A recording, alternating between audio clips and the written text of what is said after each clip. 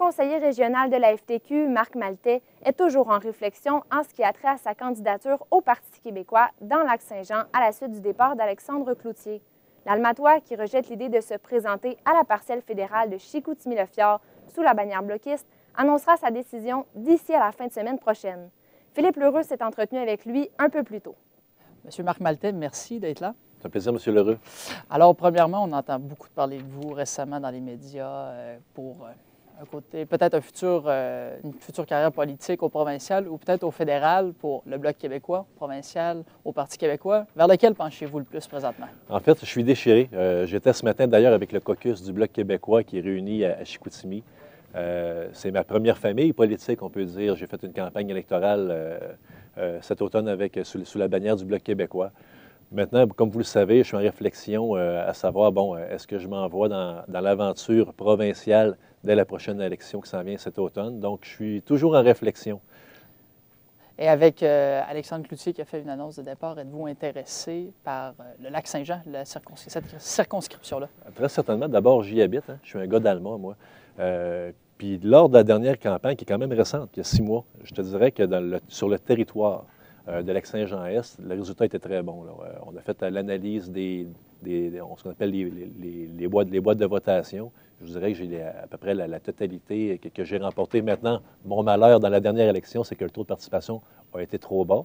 Donc, ce qui me fait croire en mes chances. Je vous dirais que vous disiez tout à l'heure aussi que j'ai été très sollicité, on a parlé beaucoup de moi. C'est flatteur, mais je pense que c'est une reconnaissance du milieu, on peut dire encore, en dehors du milieu médiatique, de la population en général.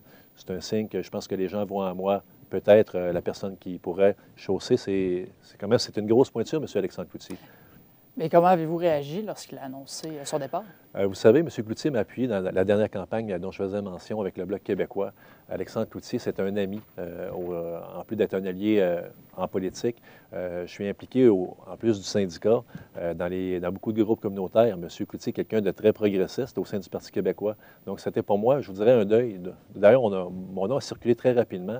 Mais j'étais vraiment affecté par ce départ-là. Donc, encore aujourd'hui, j'ai eu des discussions avec lui récemment premièrement pour le remercier du beau travail qu'il a fait, puis voir comment il prenait ça, puis ainsi de suite. Donc, je vous dirais que c'était très difficile, mais là, qu'est-ce qu'on fait demain? C'est un château fort péquiste. Ça n'a jamais été représenté par un autre parti politique. Puis étant un indépendantiste convaincu, j'espère être convaincant aussi,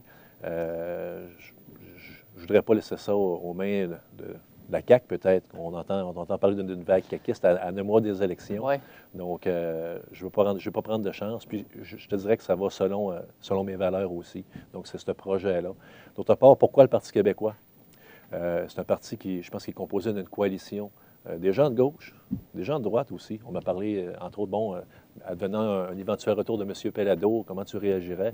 En fait, c'est ça le Parti québécois. M. Pellado a recomposé avec un syndicaliste, puis moi, j'ai recomposé avec quelqu'un du monde des affaires. Donc, je pense que c'est la beauté, ça rassure tout le monde. Donc, vous voyez ça d'un bon oeil, le retour éventuel possible de M. Pellado?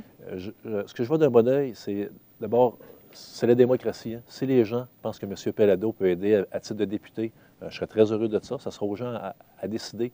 De même que dans le Lac-Saint-Jean, je crois être quelqu'un... En fait, je suis persuadé que je pourrais faire le travail.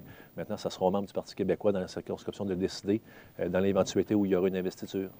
Et puis, vous êtes en période de réflexion. Quand espérez-vous, dans le meilleur des scénarios, confirmer une candidature, soit pour le Bloc québécois ou soit pour le Parti québécois? Je vous dirais le plus tôt possible, parce que j'ai des nuits très agitées. C'est des grosses réflexions qui ont un impact. Vous savez, j'ai 5 enfants, j'ai un contexte familial. Je vous dirais que ce débat-là, ces réflexions-là, je les ai déjà eues avec les membres de ma famille, mon épouse, mes 5 enfants. Mais effectivement, la vie politique est une vie très difficile. Hein. Je regardais justement des commentaires sur le départ de M. Cloutier. Il y a des gens très durs. Donc, c'est pas une vie qu'on peut dire sexy. Cela dit, je suis quelqu'un qui est impliqué dans différents domaines depuis des années. Vous savez, j'ai coaché au hockey 11 équipes en 9 ans. Si tu veux faire chialer après toi, c'est une belle place. J'ai été impliqué dans le milieu syndical. Si tu veux faire chialer après toi, c'est un bel endroit. Puis en politique aussi, je sollicite ça. C'est un bel endroit pour faire chialer après ça. Mais je pense que ça en vaut la peine. Il n'y a rien qui va remplacer le sourire d'un jeune qui me dit « merci, coach ». Il n'y a rien qui va remplacer le regard d'un travailleur que tu as aidé Puis en politique, je sais qu'on peut vraiment aider des choses. Donc pour moi, c'est une vie dure, une vie militante, mais une vie tellement riche. Si on parle du Parti québécois qui, en ce moment, n'est pas dans ses meilleurs jours, des scores plutôt faibles dans les sondages, croyez-vous qu'il peut remonter la pente jusqu'à la prochaine élection, peut-être avec de l'aide extérieure, M. Pellado? J'ai aucun doute. En fait, avec l'aide de tous les partis impliqués.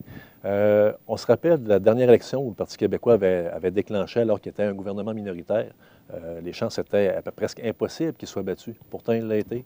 On regarde la dernière élection fédérale. Tout le monde voyait, à 3 mois des élections, tout le monde voyait le NPD l'emporter. Ça ne s'est pas avéré.